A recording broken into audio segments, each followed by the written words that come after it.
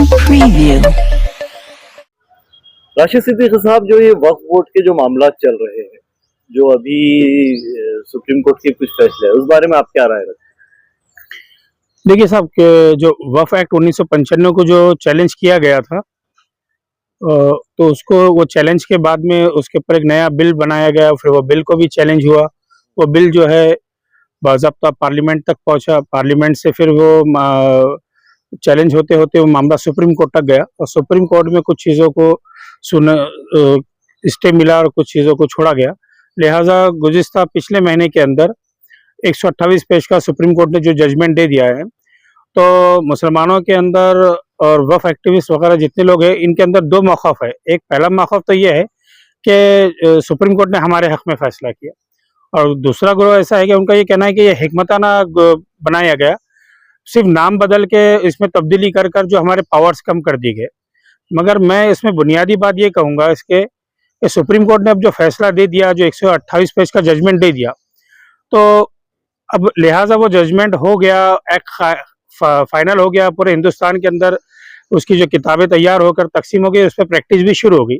लिहाजा धरने मोर्चे वगैरह ये जो सारी चीज़ें हो रही, इसको बाजू रखते हुए हम भाई इससे क्या इस्तेफ़ाज़ा उठा सकते हैं। हम अपनी प्रॉपर्टियों का, हम अपने असलाफ़ों की ज़मीनों को लेकर मसाजिद, दरगाह, क़ब्रिस्तान का तहफ़्फ़ुज़, रजिस्ट्रेशन कमेटी, मुत्तवली या जो जो स्कीमात का हम फ़ायदा उठा सकते हैं वो उठाना चाहिए, ना कि हम किसी ऐसे ग्रोह के पीछे घूमकर इसका धरना मोर्चा या बंद का ऐलान करके अपना वक्त ज़ाया करें। क्योंकि आने वाले 5 से 6 दिसंबर 2025 को उम्मीद पोर्टल पर रजिस्ट्रेशन का आखिरी दिन है, और ऐसा ना हो जाए कि हम किसी की बातों में आके हम अपनी प्रॉपर्टी रजिस्टर ना करें और बाद में हमें चांस ना मिले हमारी प्रॉपर्टी का तहफ़्फ़ुज़ करने का। आप जो बोल रहे हैं धरने मोर्चे, ये तो उलमाओं ने कॉल किए थे, जो वो 3 तारीख को जो होने वाला था धरना, जो कैंसिल हो, उस बारे में बात कर रहे थे। बिल्कुल, देखिए मैं वज़ाहत के साथ ये कहूँगा कि all India Muslim personal law board ने जो 3 तारीख को बंद का ऐलान किया था, एक तो ये तो सीधा-सीधा फर्जीवाड़ा था। बंद वगैरह करने का अधिकार अवाम के पास या किसी संगठन के पास नहीं है।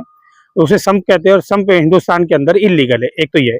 दूसरी बात ये था कि उन्होंने 3 तारीख को जुम्मे के दिन अचानक ऐलान किया कुछ, और जैसे-जैसे वो तारीख नज़दीक आई तो वो वापस उन्होंने विड्रॉ कर लिया, कि उन्होंने अपना स्टेटमेंट वापस लिए कि 3 तारीख के दिन किसी हमारे हिंदू भाइयों का एक त्यौहार है, इस वजह से हम वापस लेते। तो अल्हम्दुलिल्लाह 3 तारीख को हिंदुस्तान में कोई भी त्यौहार नहीं था हिंदुओं का।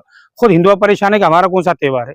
वो 2 तारीख को था जो दशहरा था, और उसी दिन गांधी जयंती थी, जो कि हो चुकी। मगर वो पता नहीं उन्होंने किस स्टैंड के तहत लिए।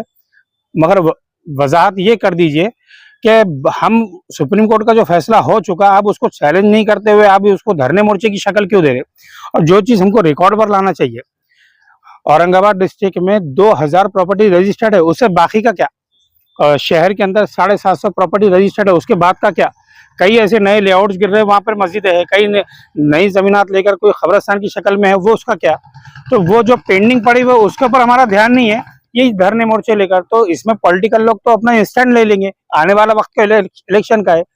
आप क्या चाह रहे हैं इसके अंदर, क्या करना चाहिए? अवामन मैं एज अ वक्फ एक्टिविस्ट मेरा काम है कि मेरे नज़र में वो जितनी प्रॉपर्टीज वक्फ की है, मैंने वक्फ बोर्ड में डिस्ट्रिक्ट ऑफिसर को पकड़ के उसको रिकॉर्ड पे लाना चाहिए, नहीं तो खुद मैं पोर्टल के ऊपर उसको रिकॉर्ड पे लाना चाहिए। आने वाले वक्त में हुकूमत हमसे ये सवाल ना करे ये वक्फ नहीं है बोले।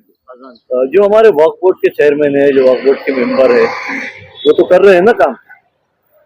वो तो आपको ऐसा लगता है कि कर रहे हैं, या बहुत सारे ऐसे लोग हैं जिनके काम हो रहे हैं इसलिए उनको लग रहे हैं। मगर लिहाजा भी गुज़िस्ता कुछ वक्त पहले जैसे एसडीपीआई ने समीर काजी को लेकर कुछ मसाइल खड़े की थी, तो मुझे नहीं लगता कि बस किसी एक आदमी को टारगेट करना चाहिए। बाकी मेम्बरान भी कोई दूध के धुले हुए नहीं है, कि जिनका वजूद सही नहीं है, जो खुद कई ज़माने से वक्फ बोर्ड के खिलाफ केसेस लड़ रहे, कई वकालतनामे वक्फ के खिलाफ उनके डाले हुए, वो मेंबर बन के यहाँ पे बैठे हुए हैं।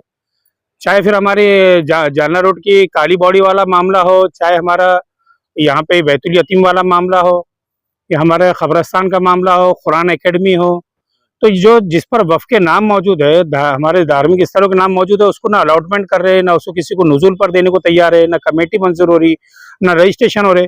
ऐसे बद अखलाक मेंबर आकर बैठे हुए। इंशाल्लाह मैं बहुत जल्द इनके खिलाफ मोर्चा ओपन करने वाला हूँ, और ऐसे लोगों को मैं मीटिंगों में इंशाल्लाह बैठने भी नहीं दूंगा। ये मेरा वाजे है। मैं और वो भी लीगल तरीके से, ये सब फालतू तरीके से नहीं, कोई मैं धरने मोर्चे वगैरह नहीं करूँगा। मैं बिल्कुल संविधानिक तरीके से मैं इनको इंशाल्लाह इनका बाहर का रास्ता भी दिखाऊंगा, इनको उनकी औकात भी बताऊंगा। जो वफ़ के खिलाफ कई सारी चीज़ें चला चुके हैं और कर रहे बैठ भी, क्योंकि मैंने अपनी नज़रों से देखा कि जब फाइलों के ऊपर सारी चीज़ें मौजूद है, उनके मसले का हल नहीं निकला तो उन्होंने फाइल को पास नहीं कर रहे आगे। तो वो आपका सवाल ही मेरी नज़र में बिल्कुल गलत है कि वो काम कर रहे हैं, काम नहीं कर रहे।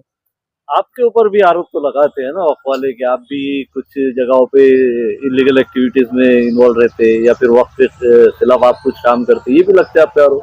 नहीं, देखिए अल्हम्दुलिल्लाह मैं आपके पहले सवाल का जवाब ये दे दूंगा कि मैंने अल्हम्दुलिल्लाह आज तक जितनी भी ज़मीनात पोजीशन में लिया हूँ वो लेकर इन्हीं की गोद में डाला हूँ बोर्ड लगा के। मेरे घर का, मेरे अब्बा का बोर्ड नहीं लगाया मैंने, उसमें मालकी हक का बोर्ड नहीं लिखा मैंने, महाराष्ट्र राज्य वक्फ मंडल की जमीन का बोर्ड लगाया हुआ है।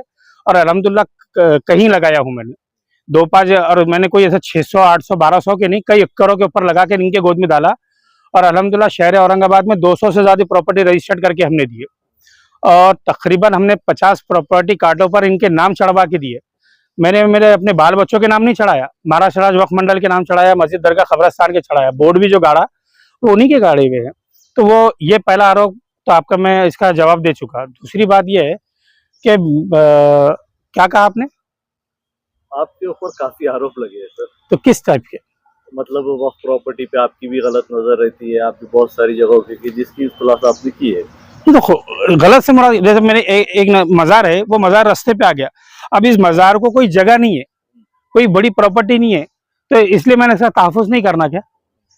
अब कोई रास्ते में आ गई, कुछ कचरा कुंडी में, अभी आज से 2 साल पहले इसी दिवाली पे बस स्टैंड के सामने कचरा कुंडी के पास मज़ार वगैरह थी, उसके ऊपर किसी ने एक मूर्ति लाकर रख दिया था। आप ही के चैनल से हमने कवर किया था। अल्हम्दुलिल्लाह उस वक़्त पुलिस डिपार्टमेंट ने बड़ा अच्छा रोल अदा कर 2 गुटों में वाद विवाद नहीं होना, और आज वो प्रोटेक्शन में हो गई, प्रॉपर्टी रजिस्टर्ड हो गई। मगर अल्हम्दुलिल्लाह मैं और मेरी संगठन ने उसमें 1 स्क्वायर फीट का भी कोई बेनिफिट नहीं उठाया। तो इसको नज़र खराब रखना कहते हैं कि, तो फिर ऐसी नज़र खराब हम हर जगह रखेंगे। अच्छा, अभी जो मामला चल रहे हैं बहुत सारी मस्जिदों को लेकर, वक्फ की जमीनों को लेकर, इस पे जो उसके जिम्मेदार है उन्होंने क्या करना चाहिए, इस पे कुछ राय बताइए। देखिए, सबसे पहले तो ये कि उम्मीद पोर्टल के ऊपर आप अपना खुद का एक रजिस्ट्रेशन करना चाहिए, आपका पर्सनल। आप आपकी मस्जिद, दरगाह, कब्रिस्तान, आशिक़ाने, मदारिस जो भी है उसको लेकर आप अपना रिकॉर्ड रखिए।